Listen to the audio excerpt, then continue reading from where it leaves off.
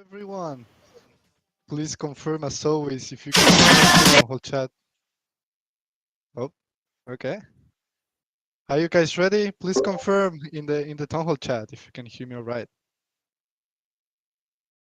Hey, Santi. I know I can hear you Hey, up here on Michael. stage. Cool, cool. I think we are ready. We're ready to start. Thank you, Darwin, as always, for being our great Star Atlas DJ. Great music, and shout out to Bass Checkers for the tracks. And I have here on stage two great friends, Michael. As always, how are you, Michael? All good? Hey, man. Yeah, I'm doing good. Uh, yeah, and Darwin, thank you for providing the jams. Chip, great to have you up on stage as always. Yeah, it's been a while. I'm hyped. I'm excited for today. So yeah, lots of information to cover today. Yeah, man. Welcome back, Very Chip. exciting Welcome time. back to the stage. Yeah, we are missing you, man. We are missing you here. Not gonna lie. Yeah, it's good to be back up. I'm excited. Cool. So we have a lot of things to cover today, and I know that everyone is excited for what we have. So as always, as we used to do here in the Atlas Hall, let's go straight into business, if that's all right with you, Michael. But yeah, it's an action-packed town hall today. It is. It is. Yeah, and I think it'd be great to before we really dive into things, just to kick off with some of the community updates, and Yeah, specifically the Tufa Attack Grand Finale. I know you've been following that closely, Santi. Maybe you want to share some of the details of what's going on and what's coming up this weekend. definitely. Yeah. So we have the Tooth Attack Grand Finale. Tooth Attack, if you don't know, is a game developed by Ratanaut Studios, which are basically Spritebomb Pixel and Route2Doom, two Star Atlas community members that developed the game for us to have fun all together and to compete. So from the Star Atlas side, we decided to empower the game by creating a tournament together with them in which everyone could compete, and basically you have to play and get the highest score possible. And right now only 25 people are left. If you want to know more about the Tooth Attack tournament and how it went, you can go scroll down a little bit. You will find the Tooth Attack tournament category and you will see everything in there. But tomorrow is the grand finale. It starts at 12 p.m. PST, which is 19 UTC, if I'm not mistaken.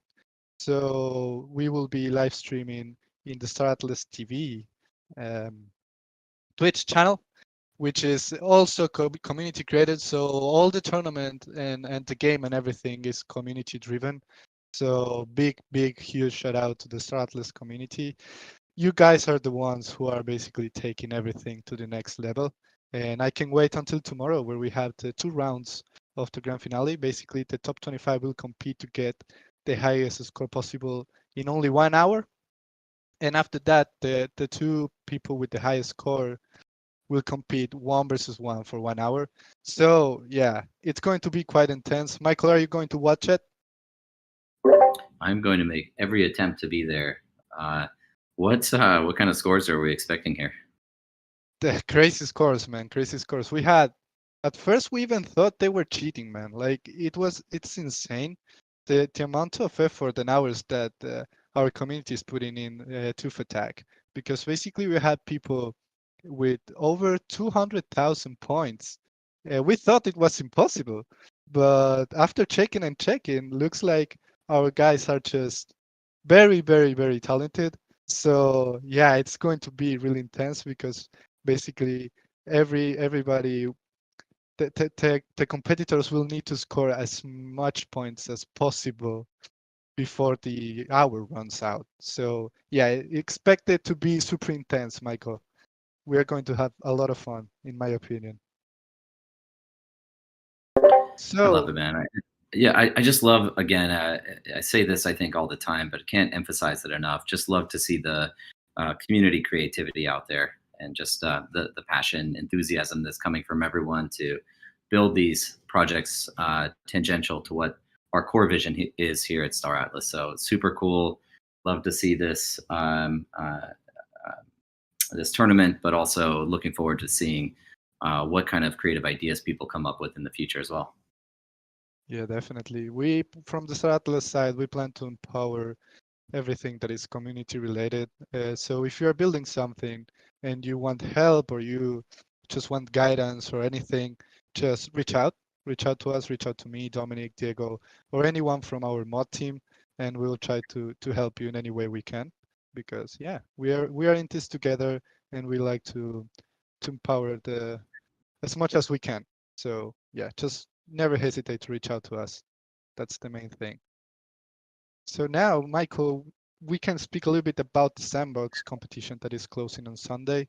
There are some big prizes as well. We'll cover it very quickly.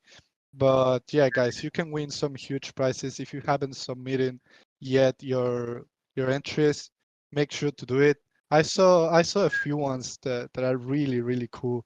I saw an Ustur painting a wall and like say power to the Ustur instead of power to the people. That was really really good. Loved it. I've seen Yeah, some that great was entries to that.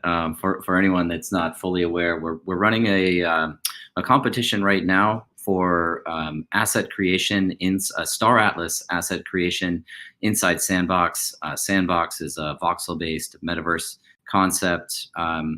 You know, this is majority held. The company's majority held by Animoca Brands. They have a ton of different brands within their portfolio, but Sandbox is one of the largest in terms of player adoption. It's a great community. It's built on Ethereum, and the objective here was to kind of take the first step towards interoperability.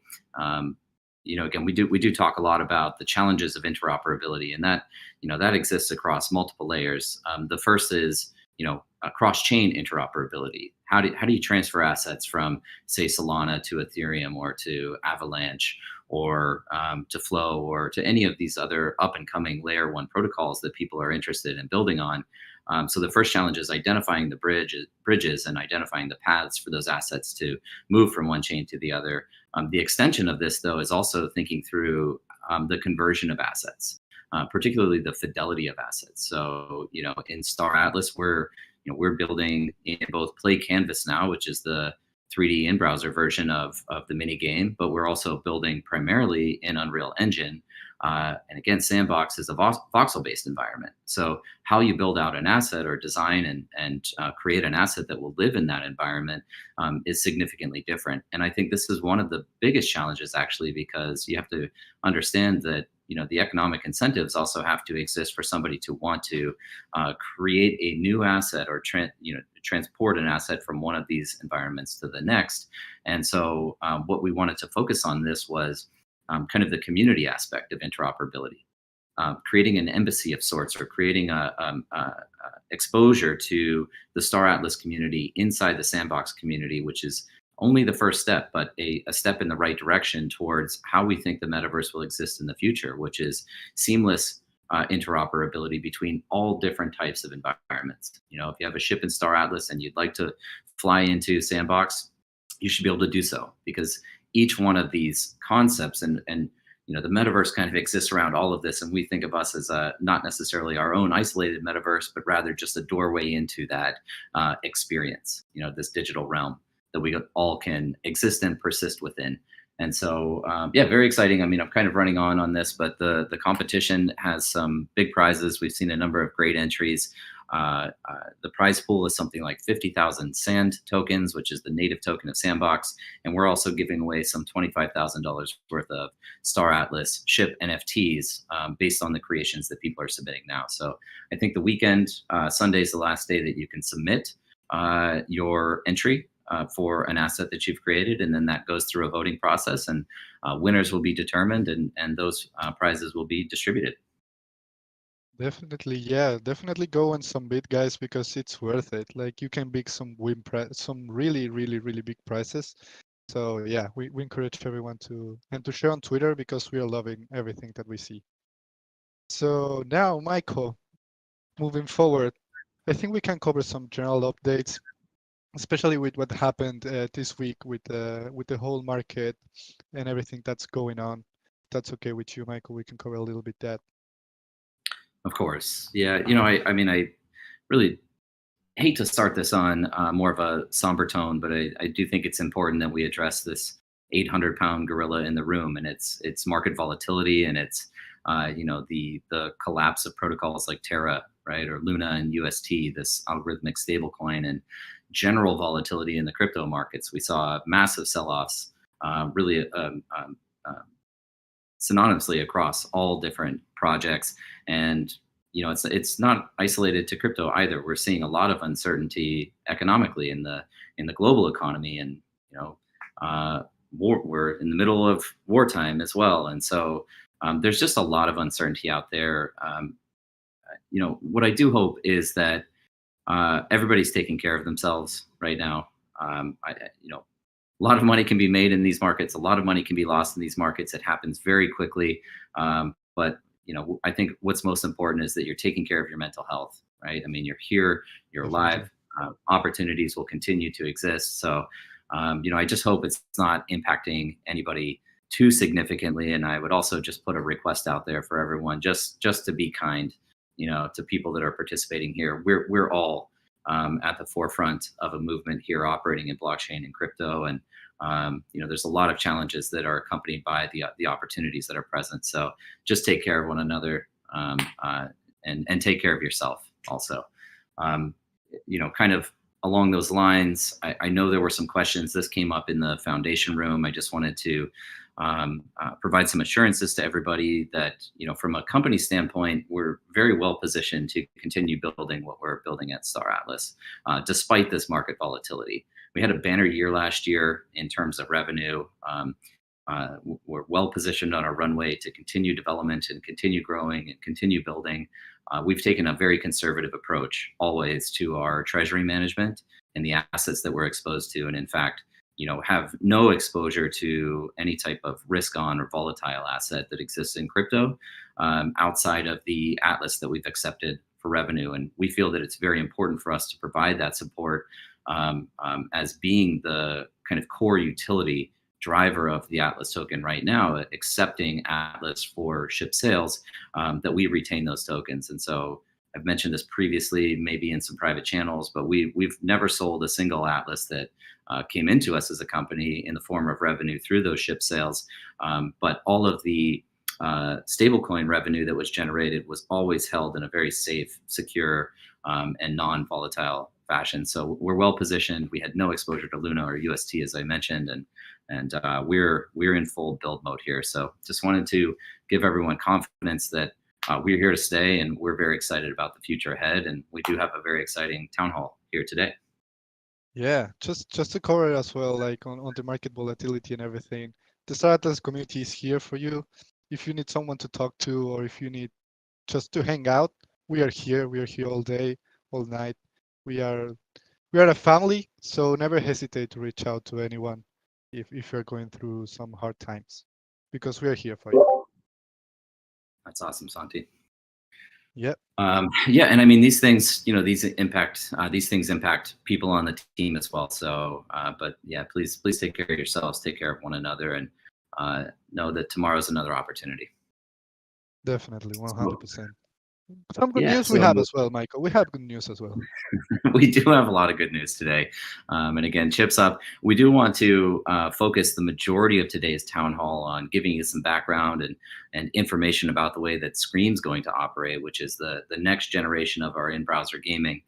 So we want to dedicate most of the time to that. I'll just quickly note from kind of an operational standpoint, we might be a little bit light on coverage, not next week, but the following week. We do have some of the team members that are going to be participating in a team building corporate retreat event. And so we'll be on site with one another. This is very important for us as a team, as we are fully decentralized, a fully remote team, operating across some 26 countries, in virtually every time zone. So we spend a lot of our time in digital realm, interacting on Discord, interacting on Zoom calls or Google Meet calls, and otherwise coordinating digitally. And so this is going to be one of the first real opportunities that people from our team get together, spend time with one another, physically and personally, and just connect on that level. So coverage will be a little bit lighter, but we're obviously still here, and everybody's kind of paying attention to what's going on here in Discord and across social media. So please do still feel free to reach out to us if you need us for anything.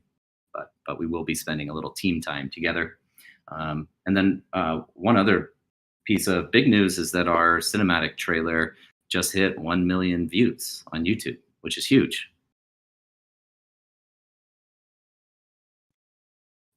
I lost the connection for a second, Michael. If you ask me something, I miss you.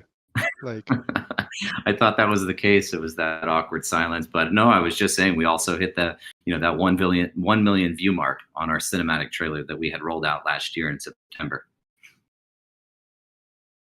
I might have lost him again, but while we're waiting for Santi's connection to repair, let me just kind of run through some of the other major feature releases that we have coming up for this year. We've been providing these updates. Again, I'm going to be fairly brief here simply because we're quite verbose in the way that we provide updates to each one of these now in the weekly roadmap updates, and big shout out to Jose again, as always, for curating and crafting the lore the story that goes behind each one of those updates, keeping you informed of project progress. But we do have 8 major feature releases coming up over the course of the year. We've talked about all of these, but it's the marketplace program. Maybe not mentioned is we do have a referral program coming up. Not going to share too much about that right now. We have Atlas staking, we have Polis staking, we have the Polis DAO, we have 2 multimedia deliverables that we'll release before the end of the year, and then we have multiple Unreal Engine experiences that we'll be releasing as well. So let me just start kind of in reverse there. The showroom is the first major feature release that's going to be coming up this year in Unreal Engine. We've been making great progress. It's really in a polished phase now. We're working on some of the UI components and dialing all of that in, and the way that you interact with the game client itself. I think one of the things that I perhaps have not mentioned in the past is that part of the requirements of building on the bleeding edge, as we do, is most of the infrastructure, the tooling, and system architecture doesn't necessarily exist. This was true for when we rolled out the NFT marketplace back in April of last year. We were the very first program that or company that built out an NFT marketplace fully integrated with Serum DEX. We actually preceded the Metaplex NFT standard formation. And so in much the same way, the tooling that we'd like to provide to you all as users in Unreal Engine that integrates with blockchain also does not exist. And so we've actually developed out a software development kit, an SDK, that has a native integration of the Solana wallet directly into Unreal Engine. And so when we roll out the showroom this year, that's going to be available for you to use as well. And really what that means is it's just a better overall user experience. You'll not need to exit the game client to sign a transaction and then alt tab or maximize again the game client. So we think it's an amazing innovation that we're bringing to the world, and it's something that we're looking at delivering out to the broader Solana ecosystem. So other teams that are looking at building on chain as we do, they'll have access to functionality like that. But really, again, the showroom mostly in a polish phase now, and just making some minor improvements, some minor tweaks, and looking forward to seeing that roll out. There is a kind of a secret project that's likely to be released either at the same time or around the same time of showroom, kind of an isolated experience, but that's focused more on free flight in engine. So being able to kind of navigate around in space with NFT assets. And those are the 2 Yeah, man. Those are they're both exciting. Really enjoying seeing all of the updates and progress on those from Danny and his team, and I think everybody that's listening in here and the broader Star Atlas community is really going to enjoy interacting with those. We're going to be building out, even within those environments, some mini game style gameplay. So there's actual replayability in there, but both of those will be multiplayer enabled. So you'll be able to interact with your friends and socialize and host guild meetings and otherwise just hang out with people that are also interacting with the game client. That's going to be a lot of fun, man. Definitely. We need to start thinking of cool stuff to do. Yeah. Yeah. So Probably the first thing to come out this year, though, is really going to be the new Galactic Marketplace program. Um, I think many of you, we sent out a request at the end of last town hall for anybody that was interested in doing some quality assurance QA testing with us, or UAT user testing of that, and giving us some feedback. And so we've now largely incorporated the feedback and improvements from everyone on that. And we've completed the audit on the program as well. And so it's, again, looking very promising in terms of upcoming release. Santi, that whole 4 to 6 week meme is starting to look more and more like reality here. So won't be sharing any specifics today, but I'm just super excited about where we're at on all of these products and what the second half of the year is really going to start looking like for us. And then just quickly, I'll touch on the Polis DAO, because obviously it's a feature that's in high demand, and looking forward to getting the governance functionality in there. As we roll out the Star Atlas DAO, this will also enable both Atlas staking, which is going to be accompanied with benefits on the marketplace. More to be shared on that later. But also, the ability to stake your Polis and start earning rewards and start participating in treasury management of that. And I think one of the most promising things about the way that we've structured the metaverse economy and the way that we're able to capture value, as we do in Score, wherein everybody that's spending Atlas today on the resources to participate in ship or faction fleet and ship enlistment, that capital actually flows into the DAO, and the DAO will have that opportunity to determine what to do with those funds. And we see a huge opportunity in being able to leverage that. I see Santi updated his name even. Wow, okay. But the DAO governors will have the opportunity to determine what to do with those funds. And we see things like user growth campaigns and running game jams and running hackathons and further supporting the creator community out there, people that are building things like Tufa Attack to further support that. So super exciting. We're actually three of the 6 underlying smart contracts that are necessary to deliver the DAO functionality are currently in audit, and it's looking like those will likely be completed sometime next week. We don't know what the results are. Current feedback is that there's no major security threats with that, and so it's very likely that those 3 will be ready to roll out. We're kicking off an auditing process on an additional 3 smart contracts that are necessary for the full functionality, and we anticipate a couple-week timeline on those audits. Pending the any feedback we receive from the auditing firms, we should be well positioned to finalize the high fidelity user interface, the full Web3 integration and wallet connectivity and governance function. Not the governance functionality, but at least kicking off with the staking and emission schedule for Polis distributions to those governors. A lot more to come on the DAO throughout the rest of the year, including all of that governance functionality and including Atlas staking and those benefits later this year. So outside of that, as you all know, we've been growing quite rapidly. In the last 2 weeks, we did bring on 2 additional product managers. We brought on a director of quality assurance. We brought on a quality assurance engineer, a gameplay engineer, an illustrator, a social media manager specifically for Latin America. We brought on a blockchain engineer. In fact, 2 of them, one a senior and one core blockchain engineer. We brought Unreal Engine quality assurance, infrastructure engineer, a junior token economy analyst, and a junior metaverse economy analyst. I've described, I think, in the past, but just to remind everybody, we put a lot of resources into the way that we are structuring economic design, and that is encapsulated in 3 really core disciplines. One of those is on the game economy, how we specifically think about gameplay functionality and driving utility and value and earnings off of gameplay. Another division is in the token economy component of this, so thinking broadly about tokenomics and things like Atlas and Polis, and again, ensuring that there's utility in those and how we continue to drive value and utility across the token economy. And then there's this bigger concept of the metaverse, which is really the idea of, in my opinion, the next generation of the internet. It's an immersive web.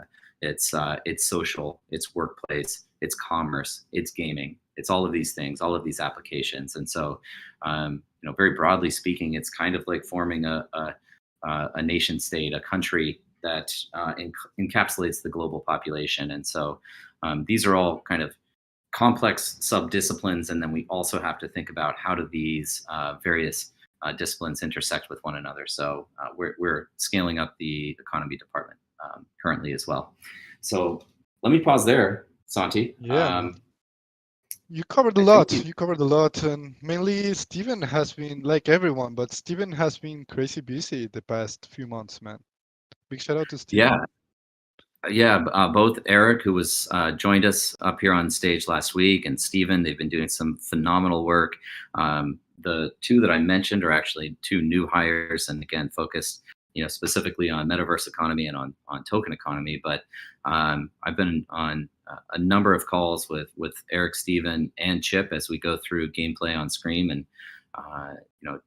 Chip, I don't know if you have any feedback you like to share, but these guys are doing incredible work, and it's really driving the process and ensuring that we can get to into final stages of this as quickly as possible. Yeah, no, I'd echo that. The amount of feedback, the feedback loop, and implementing economic considerations into the game design has drastically improved as soon as we brought those two individuals on, and I'm excited that we're continuing to bring on more members on the econ team. So yeah, excellent work from them. Yeah, thanks, Chip. And let me just take an opportunity to say a big thanks to everyone on our team. I know how hard everybody works and how many hours people put in, and again, I say this all the time, but the passion and the enthusiasm, it really helps us create this best-in-class product. We couldn't be doing this without all of these incredibly talented people across the entire team, across every department. So feel very fortunate that we've been able to bring in the people that we have. Yeah, 100% second that. So Michael, do you think we left anything to cover on updates? I'm checking, but I think we covered mostly everything. And I have Chip here ready to spill the alpha, man. Yeah, no, like I said, I want to spend most of the time on Scream today. And Chip, is it fair to say you've been really leading game design? I know we're working closely with Danny, but leading game design on Scream. And Mo, I'll give a shout out to you out there as well, product manager on Scream, and he's been coordinating all of the meetings and the various stakeholders. But quick mention of him. But Chip, you've been doing great work, man. Scream's looking like it's going to be a lot of fun. Yeah, I've been super fortunate to be given so much ownership of the project as I've grown into this role as director of game system design. But yeah, I want to echo just the amount of work and effort going into this project. It is ridiculous. Stellar work from everybody. Shout out to Mo, because he's been the producer for this. He's the PM of this project, and he's the one that's driving us to getting this delivered ASAP. But then there's the econ team, there's the game design team, there's the web team, the blockchain team, the art, UI, UX team. Everybody working together to meet the game vision and the game design documentation. So yeah, shout out all around. 100%. Yeah.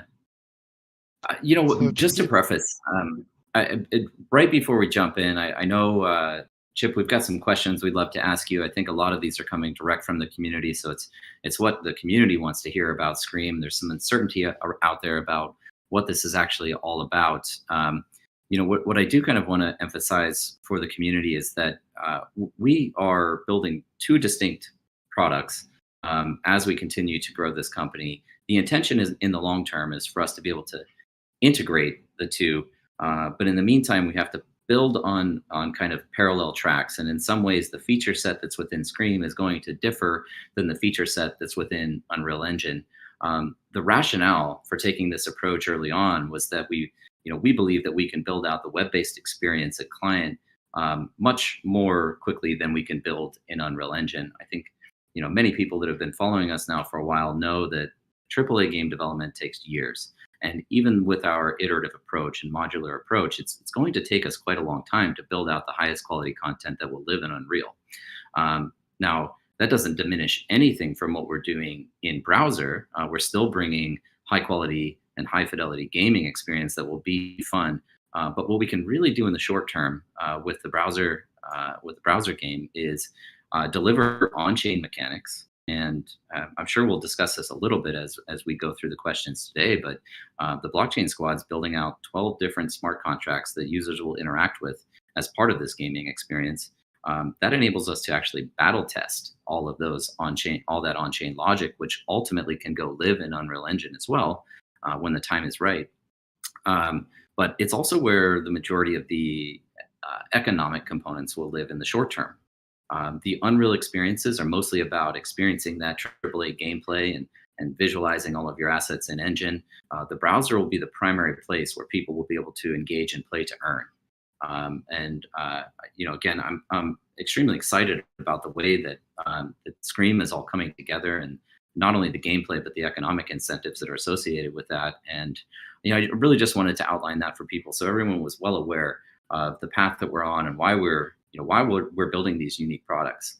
Now, the browser client, I'll just say in closing, is not intended to be a short-lived product either. We see enormous opportunity in being able to reach a much broader audience in the long term. People that don't necessarily have the compute capability to interact in the fully immersive Unreal world, they'll still be able to access the Star Atlas ecosystem and economy via the browser. And at some point we'll look to extend this even to mobile as well. So really, truly trying to reach a global audience. And so that's some of the underlying rationale of why we're building this way. But without further ado, I think we should probably jump in here and hear it directly from the horse's mouth, if you will, what we're doing at Scream.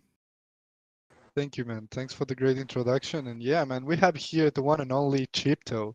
Chip, man, I have been waiting to get you here in the Townhall again. Are you ready? That's the main question. Yeah, let's do it. Let's do it. Let's start with like a very short introduction. I feel like everybody knows you, but what you do at Star Atlas, just so everyone is aware. Yep. So I'm the game system or the director of game system design. What essentially that means is that I direct the definition process of all of the in-game mechanics. So how does crafting work? How does player progression work? Leveling, combat, all sorts of that. All of those different mechanics, I direct those efforts and I help assign team members and work with the other stakeholders to make sure that these mechanics are meeting the other requirements and constraints such as blockchain constraints or economic sustainability. Is this too much scope? So that's essentially my job is directing those efforts. And yeah, that means my typical day at Star Atlas is pretty busy. Managing not only the game mechanics efforts, but being in meetings with the other stakeholders. But it's a lot of fun. I wake up every day super excited. I don't care if it's Monday or Friday. Just working nose down and just trying to deliver the best product to the community. So that's basically a rundown of my day to day. Thank you, man. Thank you for the great answer. So now let's dive deep into Scream, man. Let's dive deep into Scream.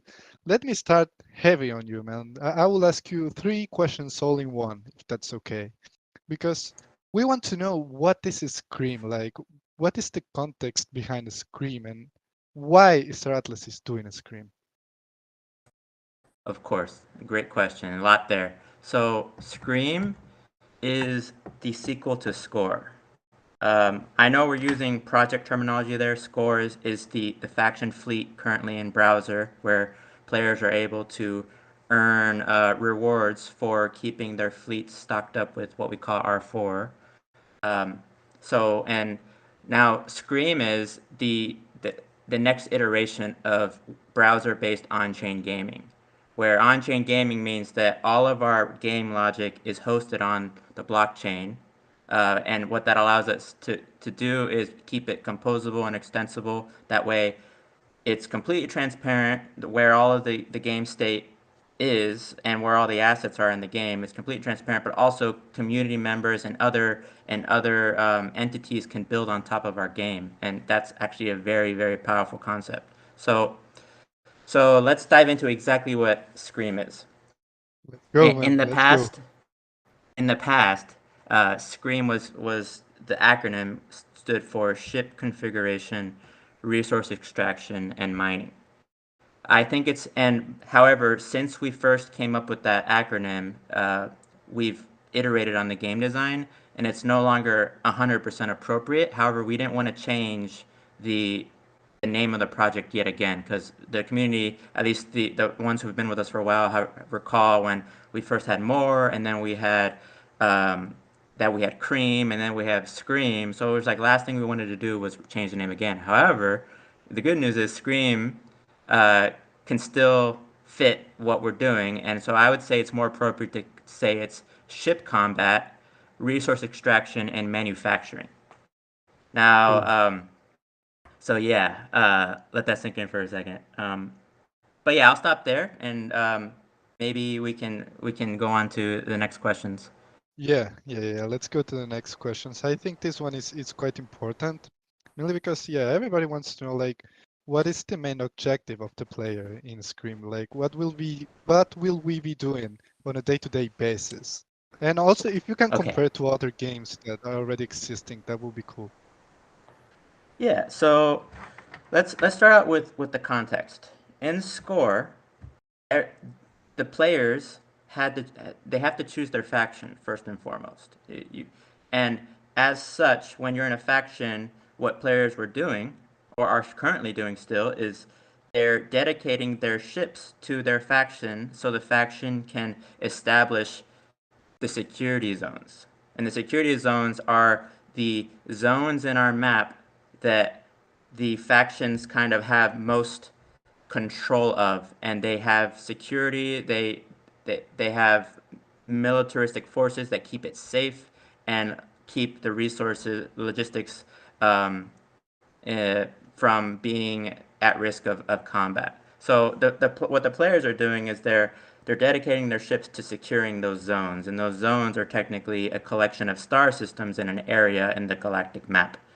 Now, what's Scream? Scream is an extension of that. Now, players are, when they hop into Scream, they will finalize the establishment of their faction security zones, and then they will be offered the opportunity to continue on into the medium risk zones, where they will not only engage in PvE, player versus environment, gameplay, but they will also engage in PvP, so player versus player gameplay, which that means that you will go head to head with the other factions.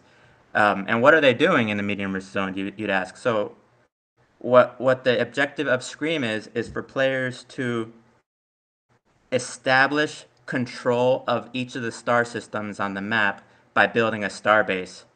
And then the way they do that is they collect resources from the neighboring planets by sending ships down, mining from those planets, and then taking those to the star bases, refining resources, upgrading the star bases, and then establishing a logistics network to continue to pin down and build up each of the star bases. So it's like this tower, it's this node control or tower defense type gameplay, but you're doing that in the context of fighting for control with the Jorviks and the Ecos, our PVE factions, our banished factions, but also you'll be colliding with the other factions when there's key resources that you need and both factions want them. What's going to happen? There's going to be combat, there's going to be PvP.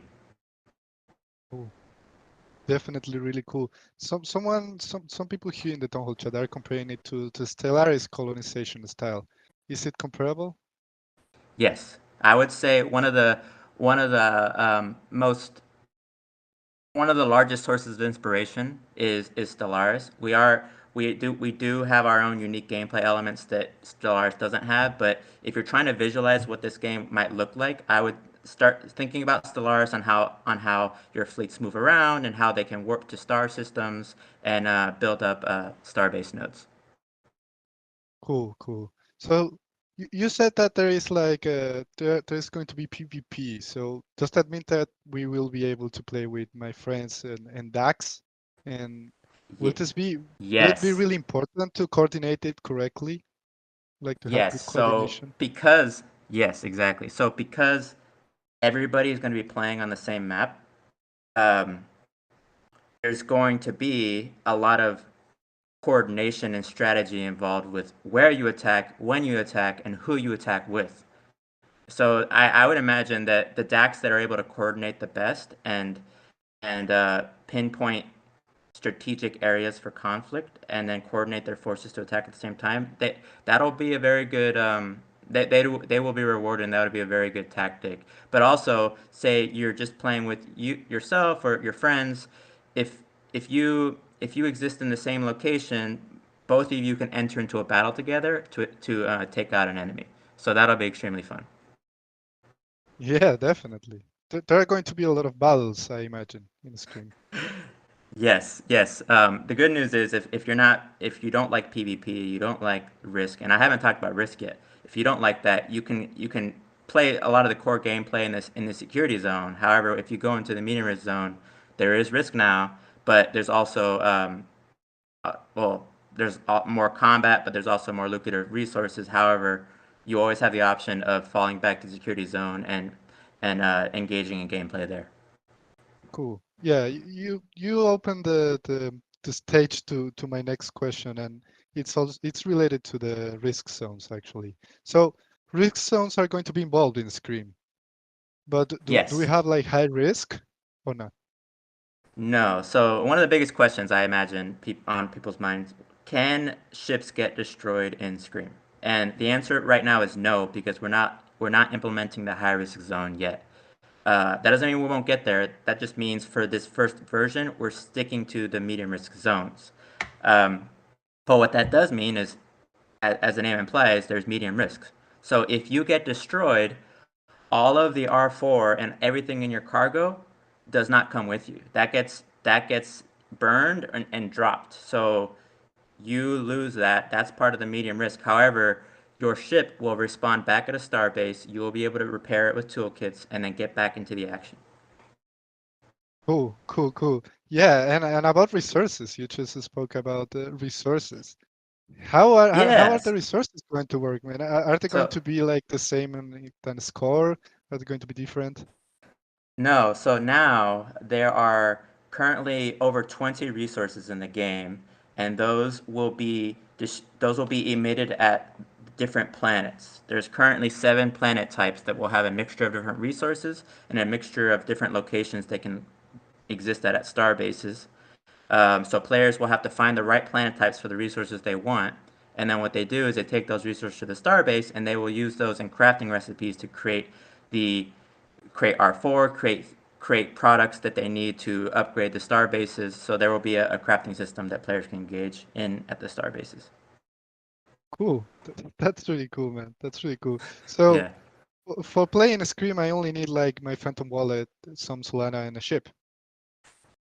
that's it. Yeah, so you will like let's take day one. What'll happen is you will in Scream you will have opportunity to deposit some ships on day one. As long as you have some ships, you can deposit them in there, and then if you don't have any R4 already, you can buy that at the marketplace. But if you don't have any R4 already, you will be able to engage in some introductory gameplay that gets you some R4, and then off to the races on building up your faction points and player progression in Scream. But that's all you need: Solana wallet with some Solana in it for the transactions, and then at least one ship to play. Cool. So that brings me to another question that the community has, and it's about fleet management. And are we going to be able to use all our ships, or how is that going to work? Yes, so you will be able to use all your ships, but there's a caveat here.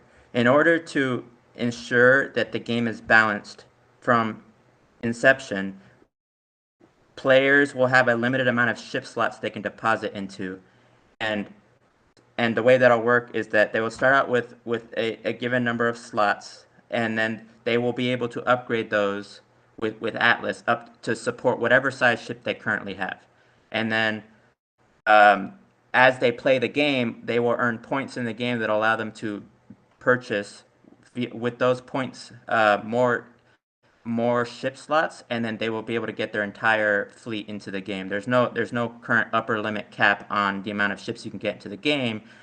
The mechanism is that it's throttled based on gameplay. So the more you play, the more hangar spaces you're gonna get, so that you can have your entire fleet. There's no cap there. It's just we didn't we thought hard about this, and we thought that we needed the balancing mechanism of limiting the amount of ships you can have on day one in there. However, here's the next question. I'm already anticipating it. Well, what about the bots and the multi wallets? Won't it make it better for them?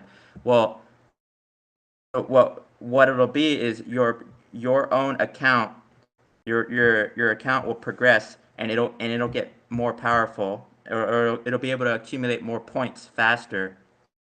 And it also, the way the game is structured, you're gonna want to stick to one account, because it's gonna be difficult to manage it'll be easy to manage your fleets on one account. It'll be difficult to manage them across multiple accounts. But then you also, as you increase in level, the capacity at which you can earn points, which is how you'll earn your Atlas rewards, will increase as well. So if rearing it one more time, I would imagine that if you had 4 ships and you split them across 4 wallets versus 1 wallet, that all 4 ships in 1 wallet will progress faster than split across multiple wallets. Perfect. If I can just jump in quickly too, to describe a little bit of that transition process, if you will. We did want to ensure that there was kind of a level of fairness, and not necessarily this kind of pay to win concept entering into Scream, as it is more immersive web gameplay. But at the same time, we will leave score alive during this transition period. So the ships that are not able to enter into Scream immediately, those can still be enlisted with your faction and still participating in earning via the score feature. Cool. Thank you for the clarification. Not sure, Chip, if you want to add anything on that. No. Yeah, very clear here that when Scream comes out, we will not be removing utility from your existing ships. We're just trying to ease the transition of all the ships into Scream in a fair and balanced way. Okay, cool. So let's go back to the very beginning, Chip, if that's okay with you. So you mentioned day one, like we start in a Scream, and what happens? Like, how is the progression of the game? Where do we go? Yeah, so day one, your ships will drop into the Central Space Station. So all three factions have their home star system that hosts their Central Space Station, which essentially is the highest tier starbase. Actually, starbases go up to 5 tiers. The Central Space Stations are technically tier 6. So your ships will exist at that starbase, or that Central Space Station. And what you're going to start doing is you're going to start deploying your ships out. You're going to extract resources, craft products, so that you can build up the star bases at adjacent star systems. And by doing that, you will be rewarded in kind with faction loyalty points that you're going to use to purchase more hangars, purchase other things in a rewards store that will help in the game, as well as give you other in-game items or NFTs that will be exclusive to playing in Scream. But yeah, so you're going to be incentivized to do things for the faction to earn these points. And essentially what that is first, in the security zones, you're going to finish building up all the star bases. But then when you go into the medium risk zone, you're going to be attacking other star bases, and the faction will reward you with points for doing that, but also defending existing star bases from enemy attacks. That'll also give you points. And then depositing upgrade materials for the star bases gives you those loyalty points as well. Okay, perfect. I think we covered mostly everything. Do you feel that we have something else to cover, Chip? If not, I want to open the stage for some questions before we close. I'm pretty sure we can switch to Q&A. I'm sure there's plenty of questions regarding everything I said, and I'm excited to hear what everyone would like to know more about. Cool. I just have Michael, you 3 unmuted things. yourself? Yeah, just three things real quick before we move on. I'm chatting with Matei here, and I think we're going to be dropping a little sneak peek here for everyone. I'm not sure what channels that's going to be dropped in, but probably the Townhall channel. So keep an eye out for that coming momentarily.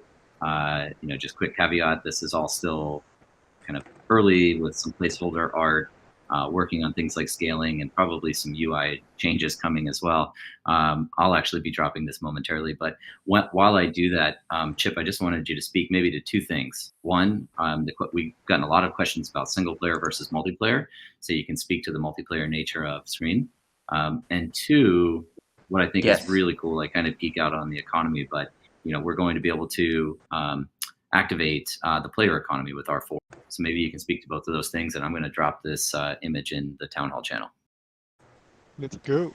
Yes. So on the aspect of single player versus multiplayer, while you can play by yourself, the game is intrinsically multiplayer. It's an MMO, so you hop into a map and other players are going to be there with you. That doesn't mean you need to coordinate with them. You're free to play the game however you'd like, but it's a multiplayer game.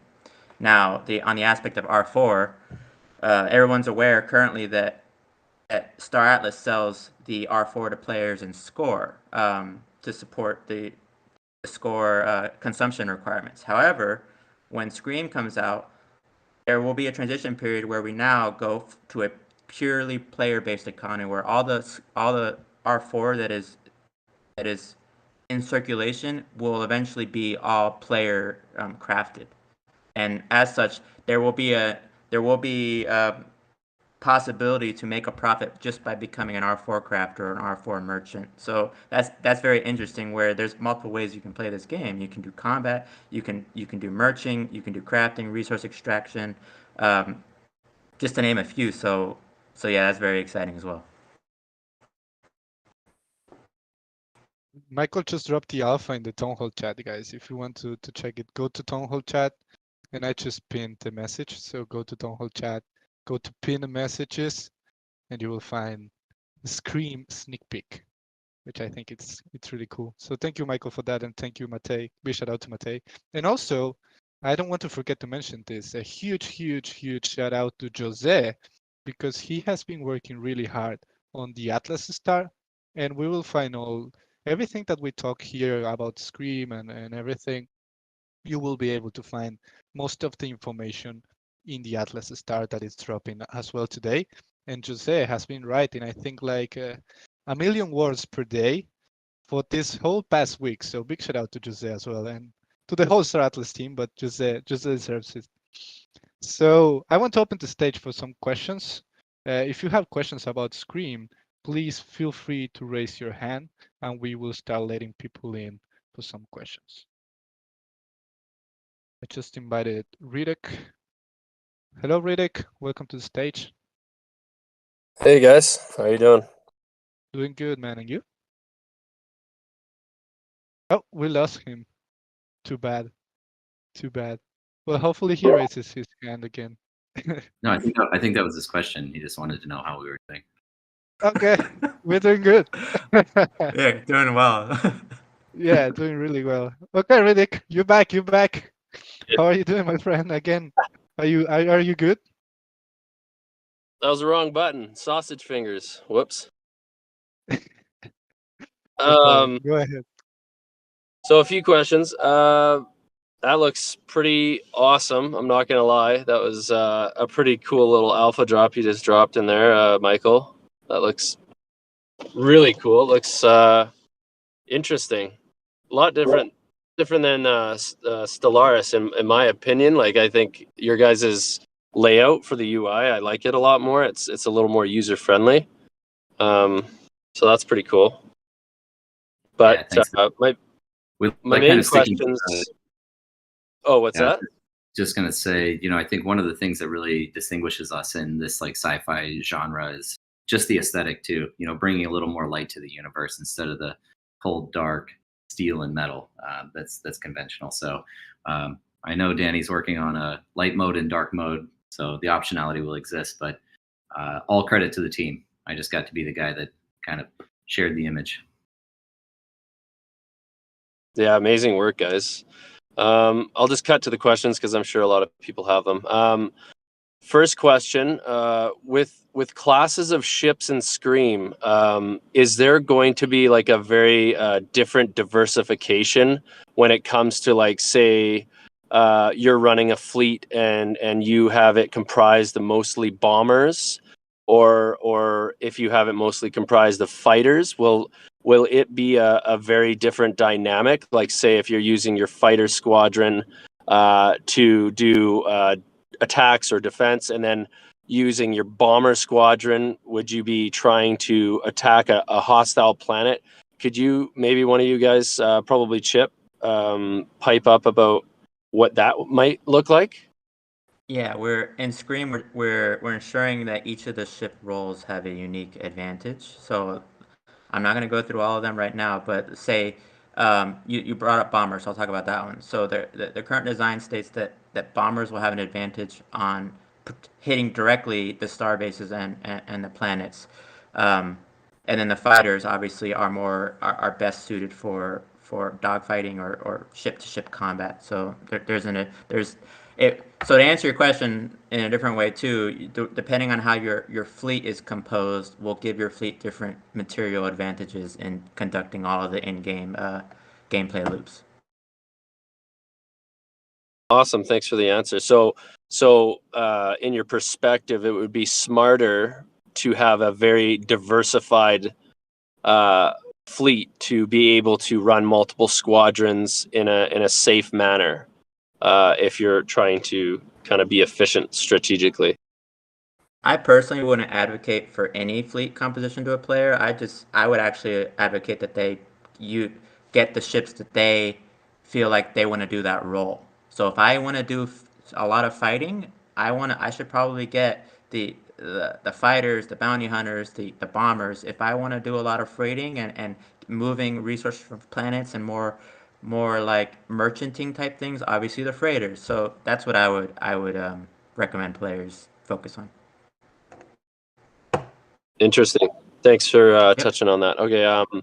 And final question is, what for the players that have larger fleets? You mentioned that score will continue. What will the differences be in the the Atlas rewards compared to Scream? Like, obviously it depends on gameplay and how much you contribute and how much you do, but if you were kind of, I don't know how we would compare it, but in an average sense for people that can't use their whole fleet or utilize it, what are your thoughts on that? I might jump in here, Chip, and just clarify that we're still working through some of the underlying economics of what that transition strategy looks like, and what the timing on the transition looks like. So more to come on all of that.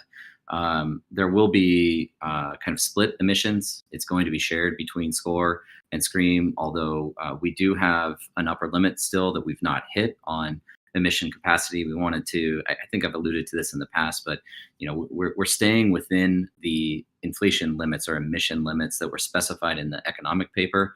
And so we have an emission curve. And so as a result of that, an upper limit of the quantity of Atlas that can be emitted over time. So we have some upper capacity that we can use, but we're still working on balancing out what the distribution will look like. What I will point out, though, is that the method of earning Atlas is considerably different in Scream than it is from Score. It's not time-based. It's very much activity-based. Chip, if there's anything you'd like to elaborate on that, I would open the floor to you. No, that's definitely it. I think you covered it perfectly. Right on. Yeah, thanks, guys. I appreciate that, and hope you're all doing well. And good to see you guys. Awesome town hall, and I'll bump myself down. Thank you for the questions, Riddick. Yeah, thanks, Ben. Good to hear from you. Yep. We also have Bodhi here. Bodhi, go ahead, man. How are you doing? I'm doing well, Santi. Thanks for asking. I appreciate your comments about maintaining mental health these times, Wagner. I think that's significantly underrated. And moving into the question I have, we spoke a little bit about the more of like a horizontal balance when talking about the different classes of ships. I'd like to talk a little bit more or ask about the somewhat more of a vertical type balance for people who have their fleets skewed to the larger class ships.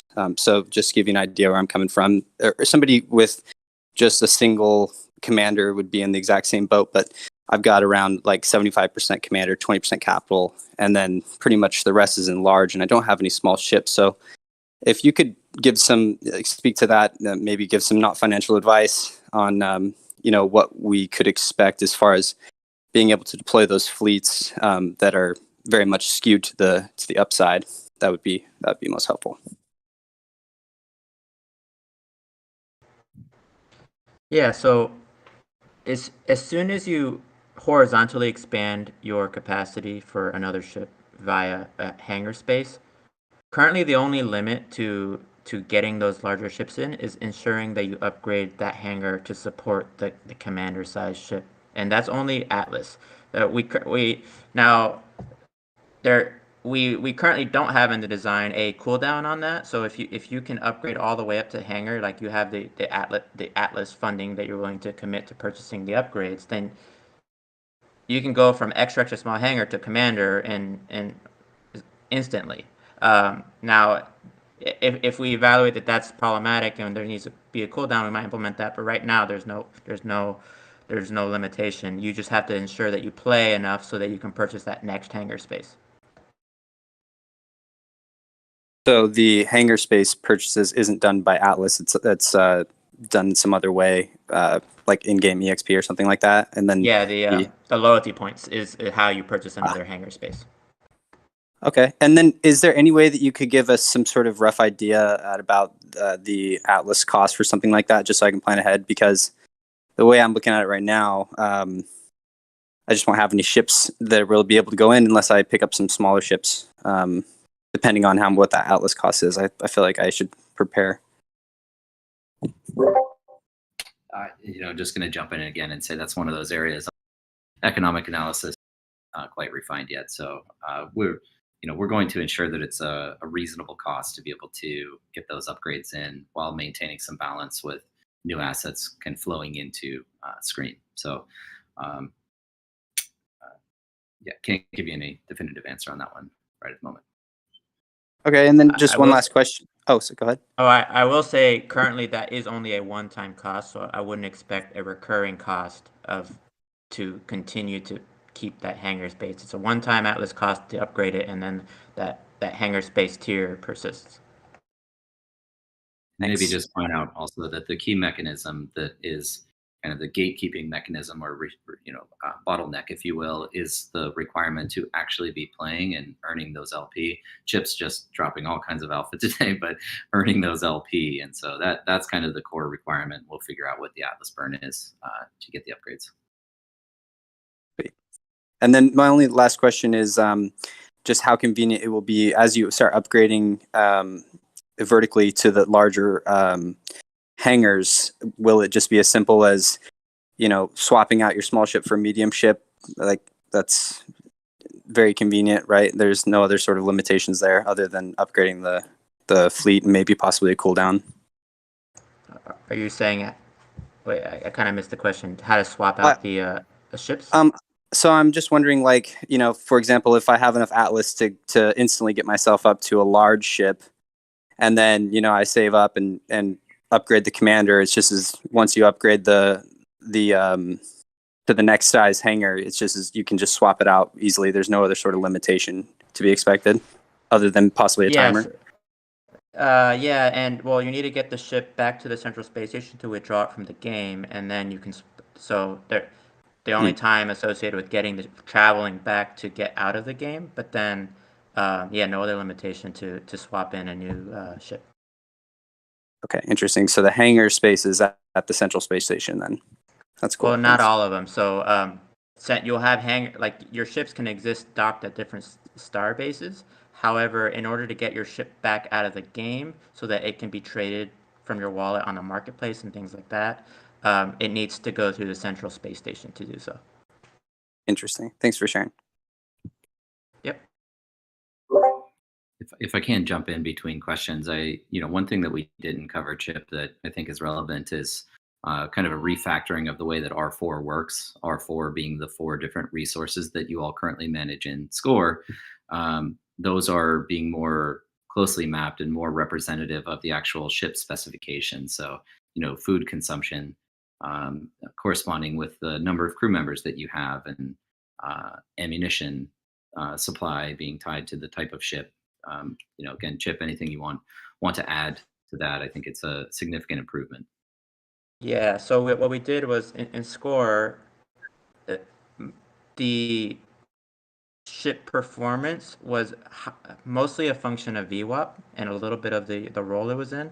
Now in Scream, it's highly correlated to VWAP, but it's more a function of the ship configuration, so the crew, the components, the modules, the manufacturer, the role, the size of the ship even. So that's all of that is taken into the formula now to make to have a higher fidelity and more interesting balancing of across different ship metrics. And also now there's way more ship metrics. There's not just R4 capacities and R4 consumption. There's health points and shield points and all sorts of other metrics that we've had to define to support this gameplay. Thank you, Chip. And I do see some people out there that are commenting about stocking up on R4 resources. I would just kind of discourage speculating right now. You don't know if it's going to be easier to produce or cheaper to purchase in the Scream economy than what you'd be paying today. So just exercise caution. Don't speculate. Wait for more information. Still some good leadway until information is released. What we want to do is communicate well in advance of the release of Scream, so you kind of understand what the economic differences are. In fact, we'll be working on an economic paper that outlines the core differences between both of those features.